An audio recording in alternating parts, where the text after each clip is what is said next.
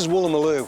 It's on the shores of Sydney Harbour, and that's the iconic Finger Wharf with its multi-million-dollar apartments. But Woolloomooloo is also the home of Baptist Care Hope Street. Now that started in 1983 as Baptist Inner City Ministries and was to bring God's peace and healing to this community. The needs in this community are just as real now as it was then. I want to introduce you to Hope Street, to its people and the work that it's doing, and tell you about how you can get involved. But this is such a diverse area, so why don't we start by having a look around Woolloomooloo.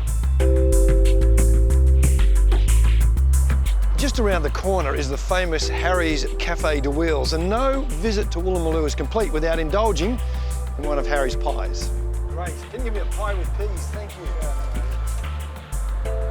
What you may not be aware of is in this small suburb, which is just 40 hectares or 0.4 of a square kilometre, is a complex mix of culture and race and social issues. In fact, it spans the socio-economic spectrum of our community. At one end is the multi-million-dollar housing of Finger Wharf. At the other end is social housing and homelessness. There's 50% of Sydney's homeless live in this small area. 100 people a night are sleeping on the streets of Woolloomooloo.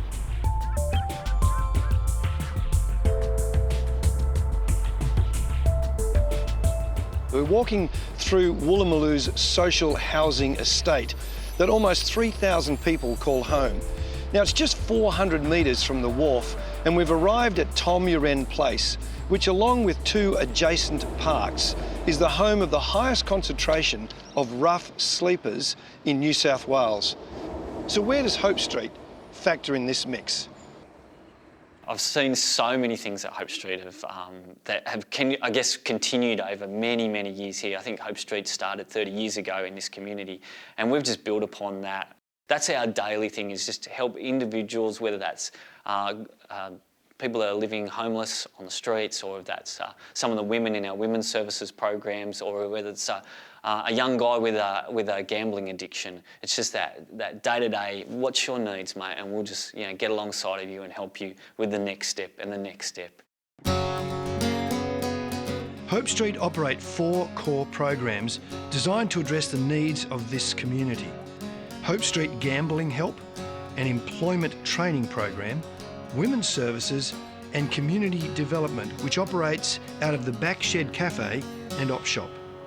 Laurie Taylor heads up community development, and I asked her to give some examples of the practical help they offer. We'll get homeless people coming in every day needing a change of clothes. So we will give a rough sleeper a complete change of clothes, free, shoes and so on, and food, whatever they need. It might be someone needing assistance with housing or just with forms. There's quite a lot of people in this area that don't necessarily have the best literacy levels, so we might help them complete forms. I would say we've saved people's lives a few times. We had a guy who used to come in regularly into our cafe, and he's been incarcerated now, but he came in one day and he basically collapsed. He walked in and collapsed. And we sat him up, we got an ambulance, and we thought he'd probably taken an overdose. He could have passed out in the square, which is where he was living, but he came in knowing that we would look after him and that we would get help. We really are there walking beside people regardless of where they are, and not forcing them to go a certain direction. It's not for us to decide, but just, I guess, making suggestions. Women's Services supports women with unmet needs in 4 target areas: street-based sex workers, culturally and linguistically diverse sex workers in lower-end brothels, social housing residents, and women in domestic violence situations. I asked Women's Services Manager Jess Davidson about what leads someone into or makes it difficult for them to leave sex work. For a lot of women that we work with, it's things like a history of trauma, homelessness, addiction, mental health issues that diminish their ability to have other choices and opportunities in life. Some of the ways that we've been able to is help women secure housing.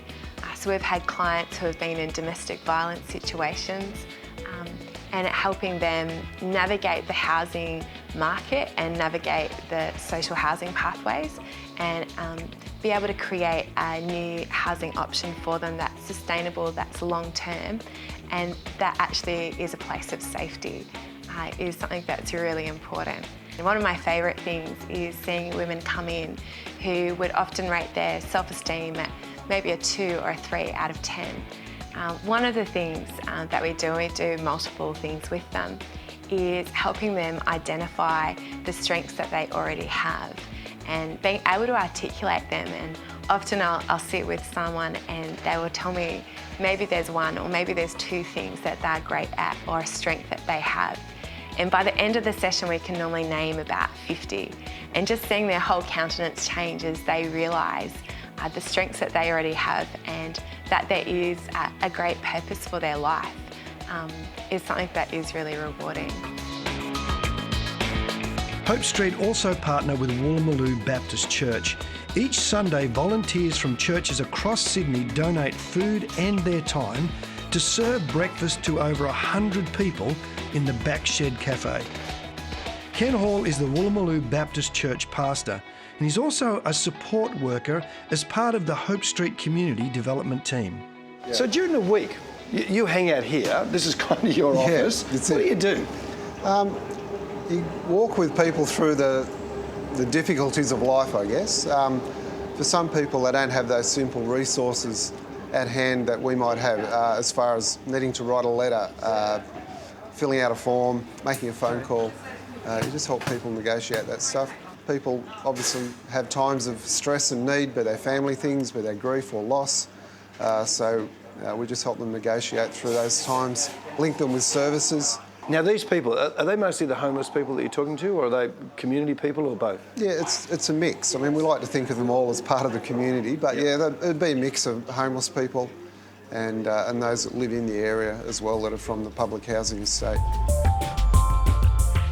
Hope Street functions on private donations from people that help them to continue to do this work. Why don't you consider if God is calling you to help Hope Street in their ministry?